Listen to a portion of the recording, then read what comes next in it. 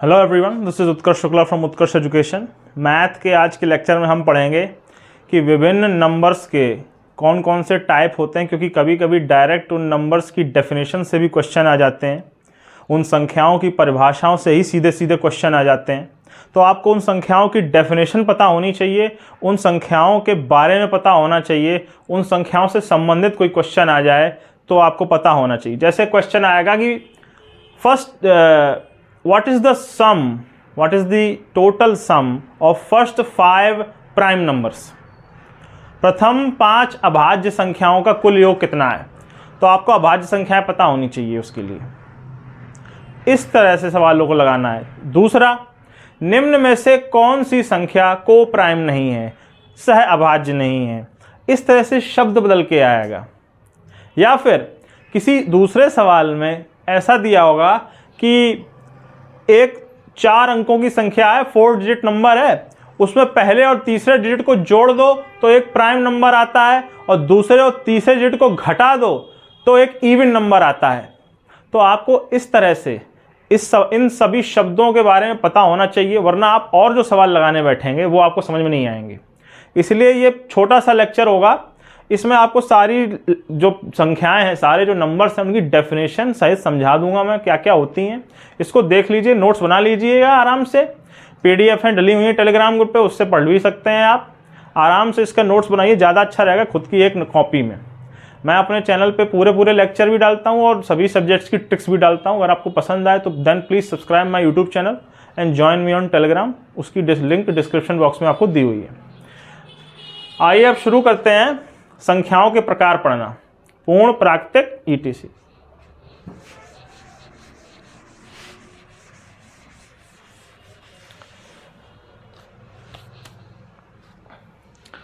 सबसे पहला प्रकार है प्राकृतिक संख्याएं।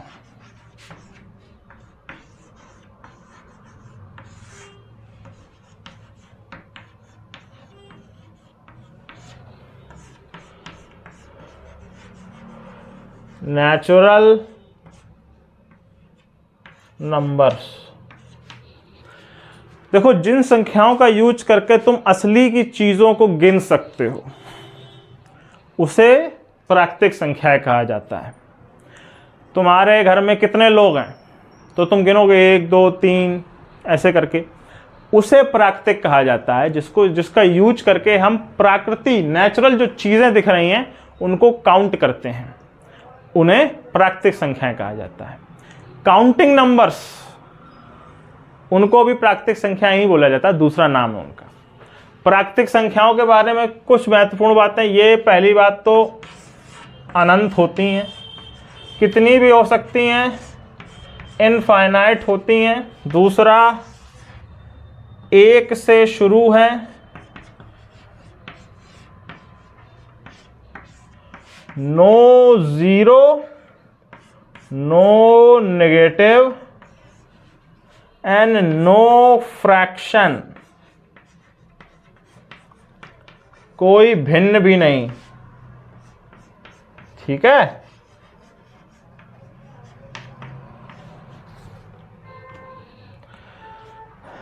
जीरो नहीं होगा, कोई भिन्न नहीं आएगी, और ऋणात्मक संख्याएं नहीं आए। क्योंकि आप जब संख्याओं को गिनना शुरू करेंगे तो आप ये नहीं कहेंगे ना मेरे 3.5 परिवार में, मेरे परिवार में 3.5 लोग हैं, या मेरे परिवार में -2 लोग हैं। तो ये सब नहीं होता है एक्चुअल में जब आप काउंट करते हैं। तो संख्याएं इन्फिनिट होंगी, 1 से शुरू, कोई जीरो नहीं, कोई नेगेटिव नहीं, कोई भिन्न नहीं। इन्हें प्राकृतिक संख्याएं कहा जाता है। नोट कर लीजिएगा इसको आप पॉज करके आराम से।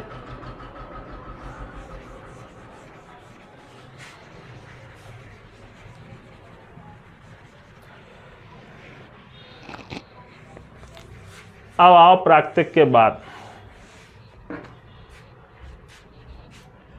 पूर्ण संख्याएं।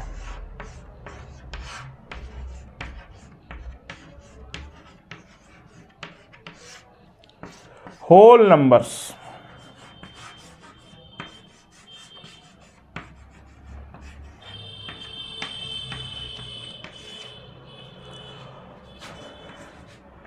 प्राकृतिक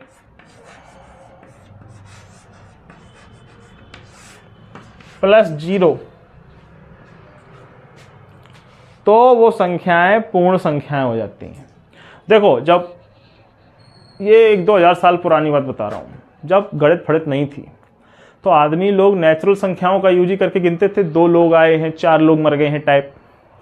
गणित का विकास हुआ, शून्य का विकास हुआ, जो इंडिया में हुआ है, हम लोगों ने किया है।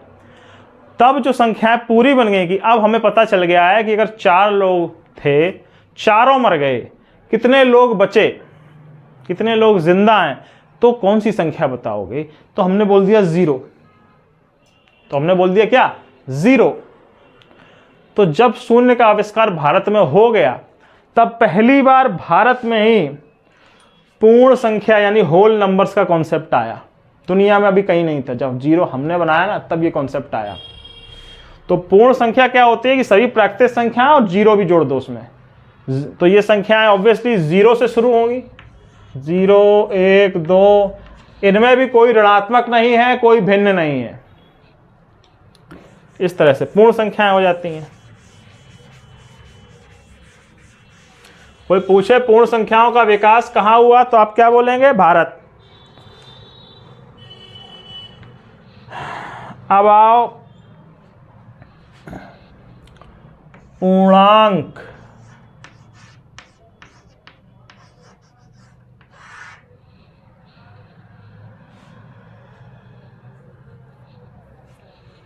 होल नंबर था पूर्ण, पूर्णांक होगा इंटीजर।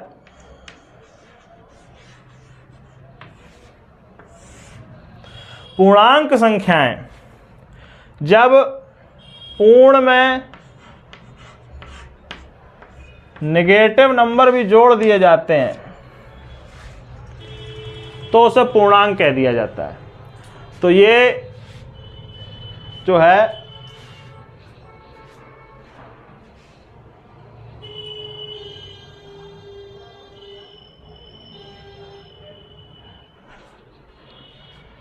नेगेटिव में जब आप जोड़ देते हैं उसको, तो इसे पूर्णांक कह दिया जाता है।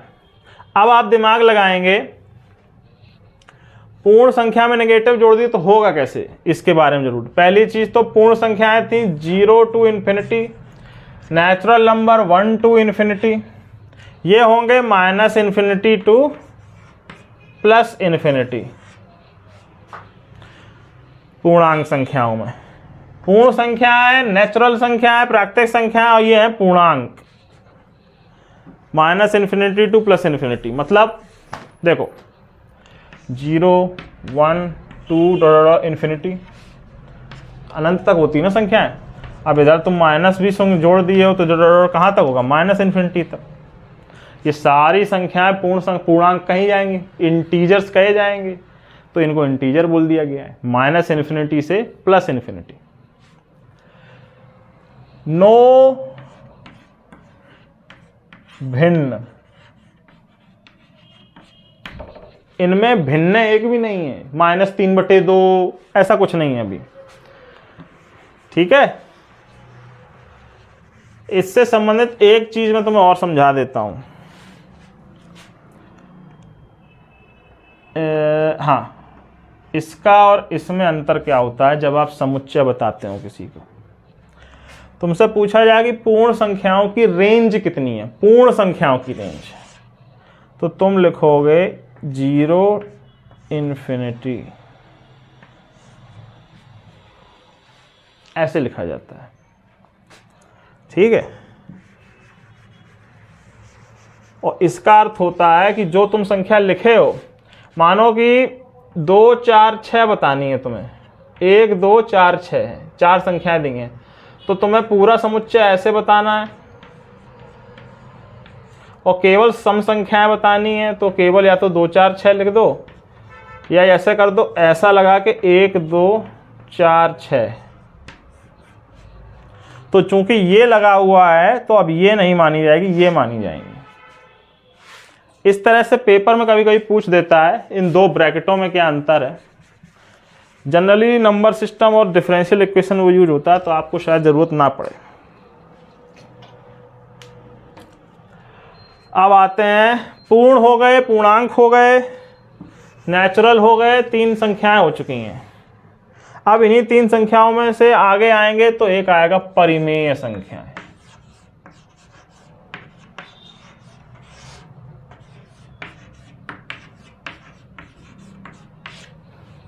परिमेय संख्याएं, रैशनल नंबर्स।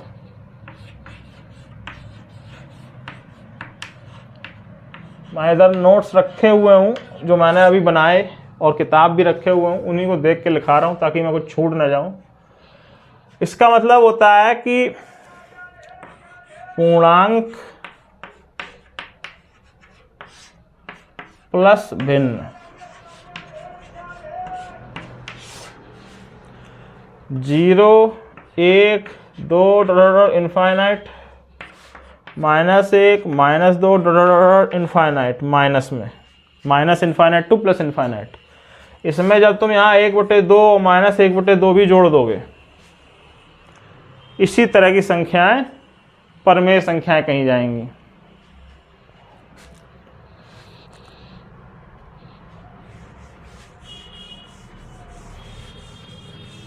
इसमें ज़्यादा कुछ नहीं है, ये भी -2 टू प्लस इन्फिनिटी रहेंगी। परमेय संख्याएं पेल की होती ही हैं। परमेय हो गया तो फिर अपरमेय भी होगा। नॉन रैशनल या इर्रैशनल।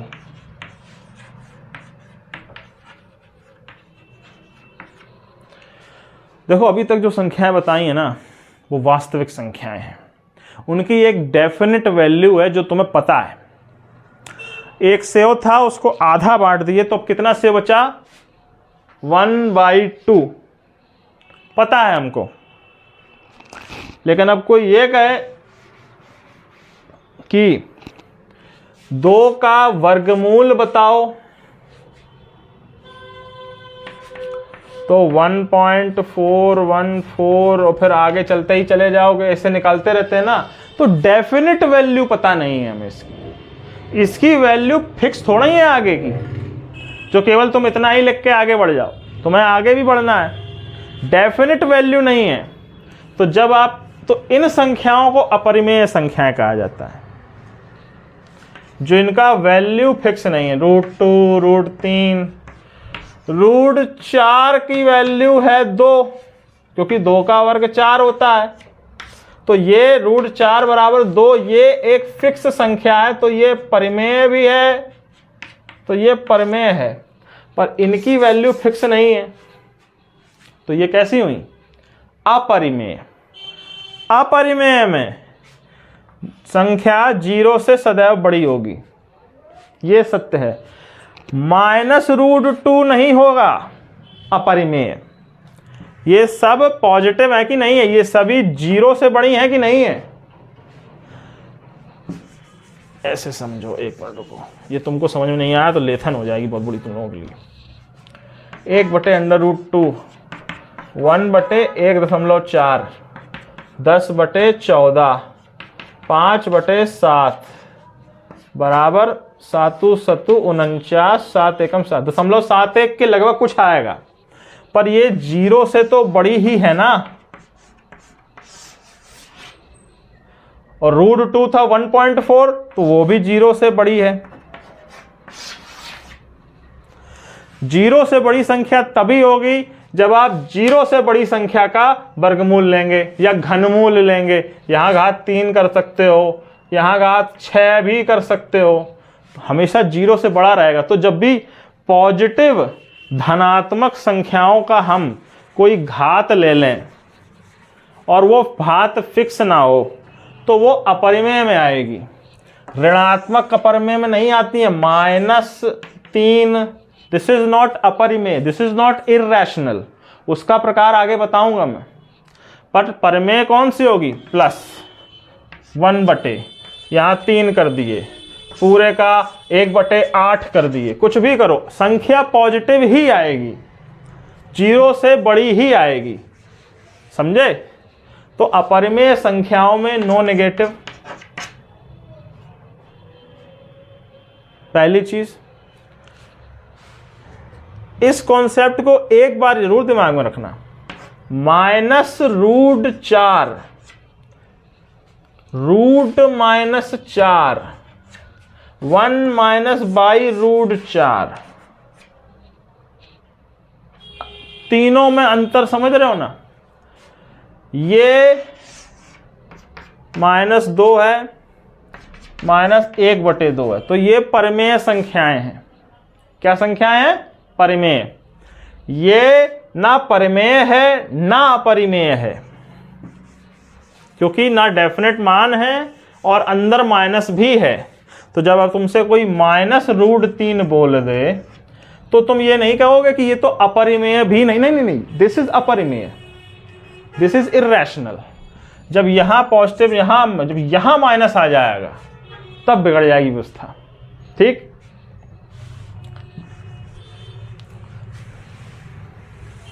तो अपरिमेय संख्याएं √2, √3 इस तरह से होती हैं जिनकी वैल्यू फिक्स नहीं होती, और जो वैल्यू फिक्स नहीं है वो 0 से बड़ी है। जैसे -√2 है, -0.414 है,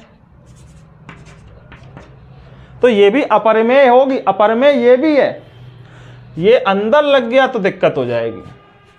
ये मैं बार बार बोल रहा हूं, दिस इज अपरिमेय, दिस इज अपरिमेय। ठीक है, अंदर नहीं होना चाहिए बस।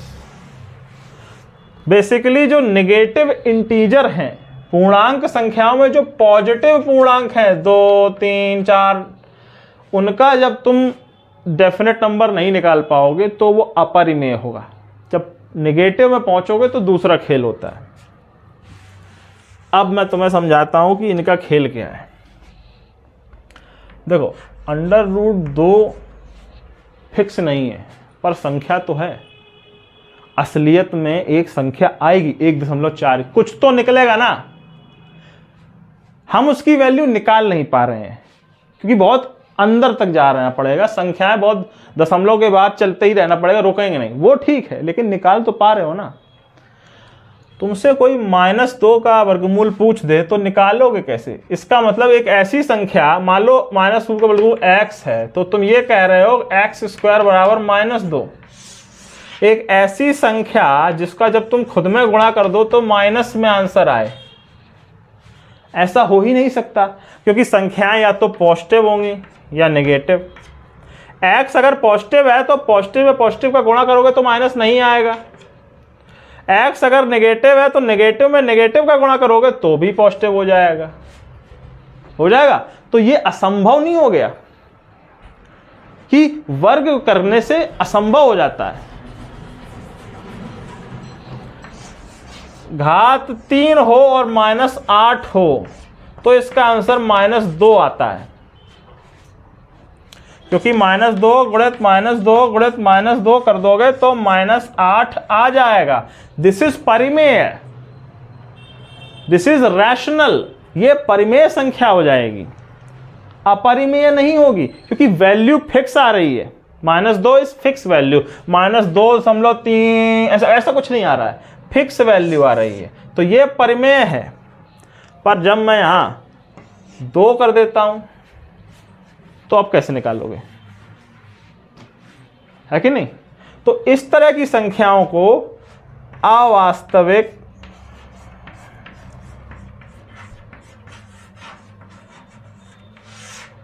आभासी, वर्चुअल नंबर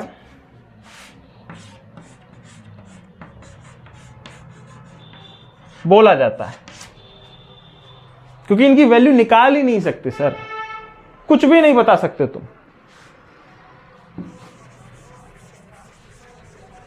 अवास्तविक संख्याएं समझ में आई अब तुम्हारे? तो जो अवास्तविक हैं वो तो अवास्तविक हैं, बाकी वो जो बचेगा वो सब वास्तविक संख्याओं में आएगा। ये डेफिनेशन है, याद रखना और इनकी प्रैक्टिस करना, ताकि अगर क्वेश्चन में ये पूछ दे तो दिक्कत ना हो तुम्हें। आभासी या अवास्तविक संख्याओं को दिखाने के लिए ये चीज लिखी जाती है। तो √-2 को हम लिखेंगे, या √-4 लिख लो, तो इसको हम लिखेंगे √4 गुणित √-1, √4 हो गया 2, और ये है i। Imaginary number, virtual number, imaginary number i। √-4 बराबर 2i, या फिर +-2i, क्योंकि 4 का वर्गमूल -2 भी होगा, +2 भी होगा। ये याद रखना, √-1 बराबर i होता है। पेपर में इतना याद रखना है। अब आते हैं अगली प्रकार की संख्या पे। अब मेन संख्याएं तुम्हारी निपट गई हैं, अब छोटी छोटी संख्याएं आ जाती हैं। सम, विषम, 2 से शुरू होंगी। विषम संख्याओं में एक चीज ध्यान रखना, 1 से शुरू होती हैं, 2 से शुरू सम है, तो ये नहीं कि तुम विषम 3 से शुरू कर दो। Infinite, infinite, infinite, infinite.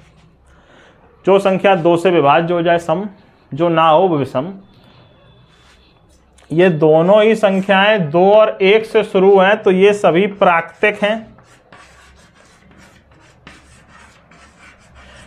यानी कि सम और विषम में नो जीरो, नो नेगेटिव और नो भिन्न, no fraction. Okay, no zero, no negative, no भिन्न, सम में भी विषम में भी। 1/8 ये ना सम है ना विषम है, 1/8। सम विषम के बारे में तो इतना जानना पर्याप्त है, इससे ज्यादा तो क्या ही जानोगे तुम।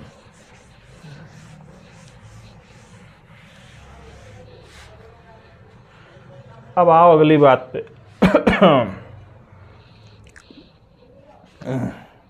सम विषम हो गई हैं, अब एक बची अभाज्य।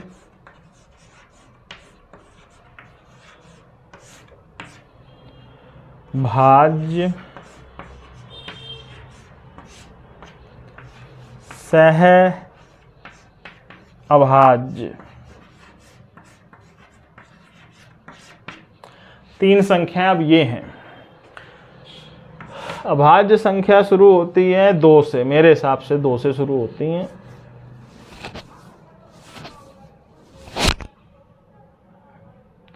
अरे गिर गया। 1 minute please, give me 1 minute time to adjust my mic.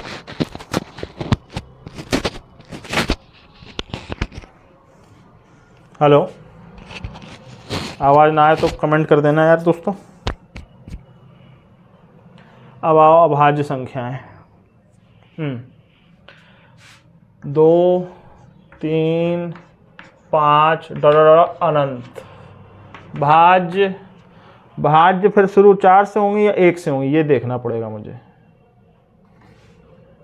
1 कैसी संख्या है? नहीं है, करेक्ट, मैं सही था। यानी 4, 6, 8, 9 जो भी है, 7, 13, 2, 3। देखो, अभाज्य संख्या का अर्थ होता है कि वो संख्या जो किसी और से ना भाग, जिसमें किसी का भी भाग ना जाए सिवाय उस खुद के और 1 के। 2 के गुणनखंड करोगे तो 1 गुणित 2 ही आएंगे, 1 गुणित 3 ही आएगा, 1 गुणित 5 ही आएगा। 23 का गुणनखंड 1 गुणित 23 ही आएगा। तो इस तरह की संख्याओं को अभाज्य संख्याएं बोला जाता है। तो इनके अलावा जो बची वो सब भाज्य हैं सिवाय 1 के। 1 ना भाज्य है ना अभाज्य है, तो उसके चक्कर में कभी मत पड़ना। 2 से शुरू है, 4 से शुरू है। पहली भाज्य संख्या बताओ, 4। ठीक है, पहली भाज्य संख्या बताओ 4। सह अभाज्य संख्याएं 2 संख्याओं का जोड़ा जो अभाज्य हो उनको सह अभाज्य संख्याएं कहते हैं। 7 और 14 अभाज्य नहीं है ना, 14 अभाज्य नहीं है, तो सह अभाज्य ये हो गई। लेकिन अब तुमसे पूछ दे कोई 7 और 15, तो 15 तो अभाज्य नहीं है, इसमें 3 का भी भाग जाता है और 5 का भी भाग जाता है, तो 7 और 15 भी सह अभाज्य होंगी क्योंकि ये एक दूसरे के लिए अभाज्य हैं। सह अभाज्य संख्याओं को निकालने का तरीका है उनका मासा निकालना। भाज्य बार से समझ में आ ही गया होगा तुम लोगों के। सह अभाज्य का मतलब है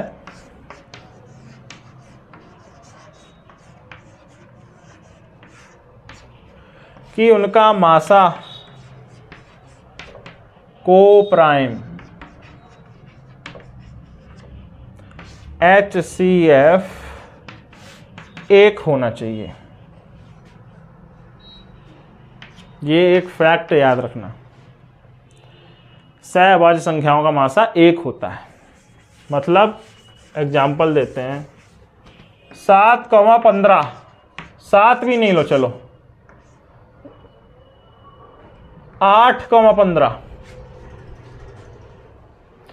ना ये अभाज्य है ना वो अभाज्य है, लेकिन ये सह अभाज्य हैं क्योंकि इनका मासा निकालो। 15 में मासा का लेक्चर में डाल ही चुका हूं, 8 का भाग दिए, 8 एकम 8, 7 आया, 7 में 8 का भाग दिए, 1 7 1 आया, 1 में 7 का भाग दिए तो 7 बार गया और शेषफल आया 0, शेषफल आया 0।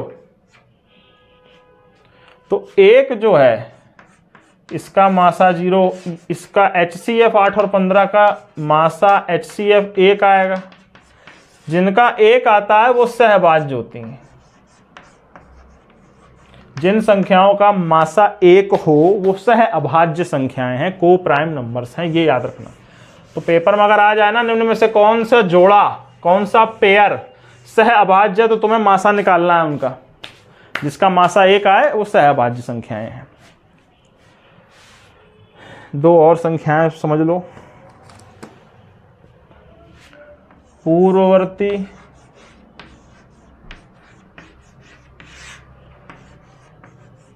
अनुवर्ती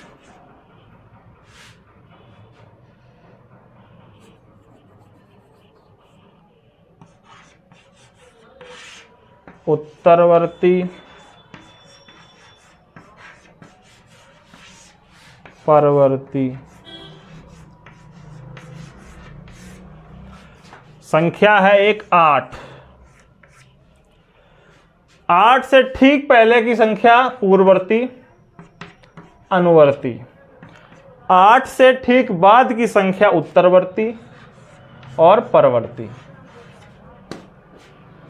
8 का पूर्ववर्ती संख्या 7, 8 का उत्तरवर्ती संख्या 9, 8 का अनुवर्ती संख्या 7, 8 का परवर्ती संख्या 9। अगर ये पूछ दिया जाए तो ये आंसर होता है। एक घटा दिए तो पूर्ववर्ती अनुवर्ती, एक जोड़ दिए तो उत्तरवर्ती परवर्ती।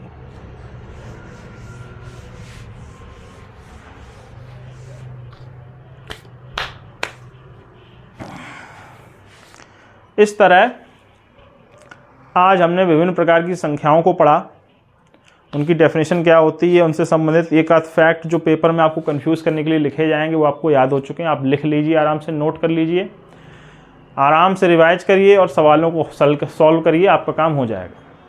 Thank you very much. This is Utkarsh Shukla from Utkarsh education. Please subscribe my YouTube channel and support me. Thank you.